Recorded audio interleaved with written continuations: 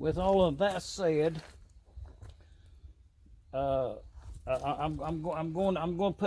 this one is good enough that I can reshape it and it'll be perfectly serviceable, but it's a modified part to fit two more modified parts. So that's the way I'm going to handle that.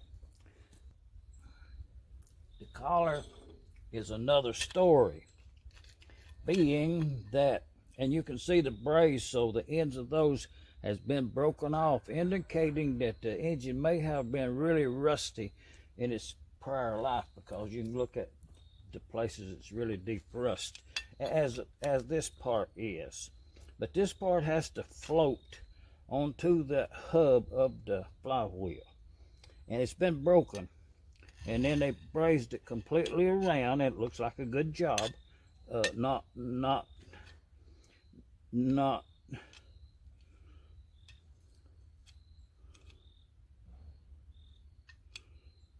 well, it's really kind of hard to see what they actually did to it, because it's brazed all the way around the front and then across that ways right there. But they did finish it down to where it don't look like there's it. Right there's two high places you can see a shiny. So, you know, but other than that, I think it's a usable part. And this brace, this part of it works good too. I have it loose at the present, but it works really good. And this here's really thick and all, so it'll work okay if this floats onto the flywheel. Oh yeah, that Lige, that Wesley there. Then I already set that flywheel off at. That's a 6 horsepower right there. I think book says about 125 pounds.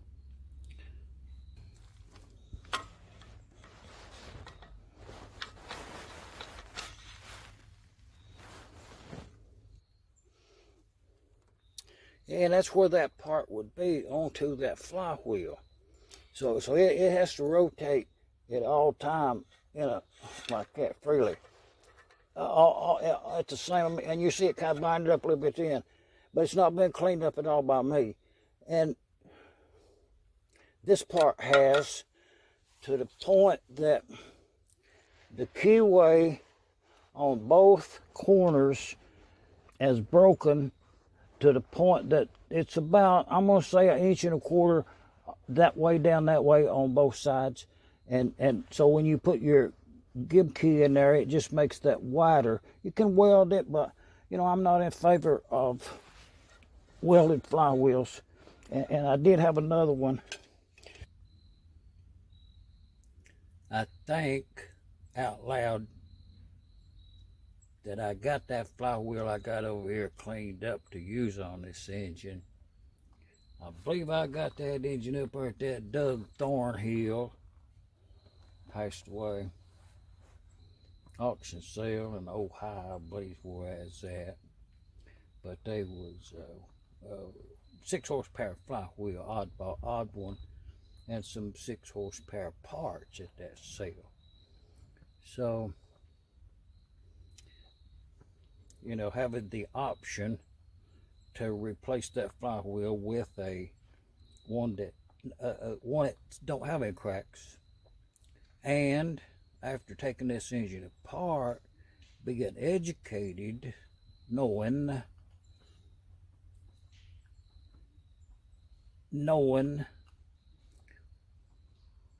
you have to have failure in order to learn. So I think this engine was put together by the gentleman he had a lathe, he had a nice shop. It was kind of newer machinery. But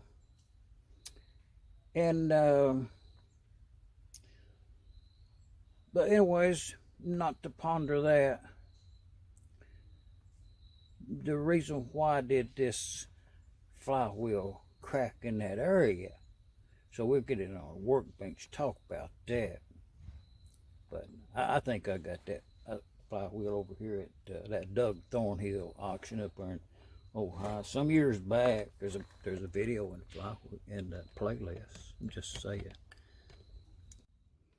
And it being that this is the way I got this flywheel, being the governor's side, either it broke off, which it appears to have been broken, or cut with a torch. Could be, it's kind of so much rust on it there. Could be either. I think it's maybe broken. But that's to the extent of the rust pits onto that shaft collar and weights, the whole mechanism, you know. So I think we can save that. And the next step is to extract that gib key from that flywheel and crankshaft. And I haven't penetrated oil on it. I haven't did anything. It's just been sitting in the weather for, you know, like 30 years probably, I'm thinking. And, you know, it's time to save it now.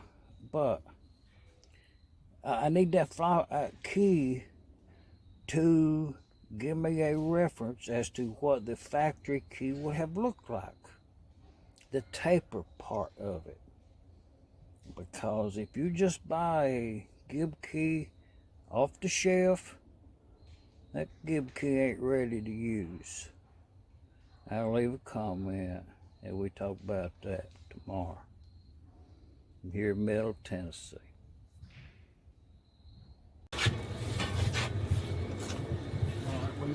We want to lean this one. Just lean it up against that tractor, will be all right. I can get that chain over here. That's what I'm trying to save, is that rusted on part right down there. You want to spray some stuff on it? What you got? You know, set it on an old shitty towel or something? You want to go with PB blaster? Yeah, it's what that handle, right? I sprayed it down with Kroll a couple of days ago. Yeah. That's PB blaster. I'll probably put some Freol on it too. Yeah. I don't know how good that done, but okay. I think it's really rusty, don't you? Okay. Yeah, and that's one we're going to use. Well, little angle to the picture, but the proportion as a 6 horsepower flywheel compared to that 10 horsepower flywheel right there. You know, we're talking 4 different sizes between them had they did that. So quite interesting that they needed such a big flywheel for the 10 horse, but the 6 horsepower equally in its robustness built really good.